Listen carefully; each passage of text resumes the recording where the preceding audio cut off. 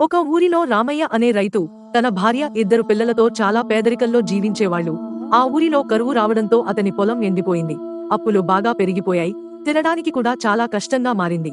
అయినా రామయ్య తన పట్టు వదలకుండా ఎప్పుడూ భగవంతుడి మీద విశ్వాసం ఉంచుతూ నిత్యం ప్రార్థించేవాడు. ఒకరోజు అతని చిన్న కుమార్తె భానుమతి తీవ్ర జ్వరంతో మంచాన పడింది.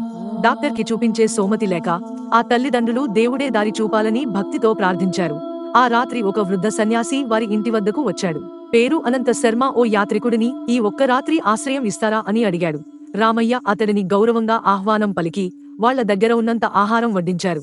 ఆ సన్యాసి భానుమతిని చూశాడు. నీ కుమార్తెకు నా దగ్గరున్న ఔషధం మంచి చేస్తుంది అంటూ అతని సంచిలోంచి ఒక చిన్న గిన్నె తీశాడు. అందులో ఒక ఔషధం నింపి భానుమతికి ఇచ్చాడు. అదే రాత్రి భానుమతి ఆరోగ్యంగా లేచింది. క్షణాల్లో జ్వరం మాయం కావడంతో కుటుంబం ఆశ్చర్యపోయారు. రామయ్య ఆనందంతో సన్యాసికి కృతజ్ఞతలు చెప్పేందుకు ముందుకు వచ్చాడు. కాని అతను ఎక్కడా కనపడలేదు. రామయ్య హడలిపోయి ఇంటి ముందు చూశాడు. అక్కడే ఒక ప్రకాశవంతమైన బంగారు నాణెం మీద శ్రీ మహావిష్ణువు రక్షించును అని రాసి ఉంది. అప్పుడు అతనికి అర్థమైంది, ఆయన యాత్రికుడు కాదు, స్వయంగా దేవుడే తన కుటుంబాన్ని రక్షించడానికి వచ్చాడు అని సంతోషించాడు. ఆ నాణెంతో రామయ్య అప్పులు తీర్చుకున్నాడు. పొలాన్ని సరిదిద్దుకుని మళ్లీ వ్యవసాయం ప్రారంభించాడు. ఆ రోజు నుంచి ఆయన కుటుంబం మళ్లీ సుఖసంతోషాలతో జీవించసాగారు.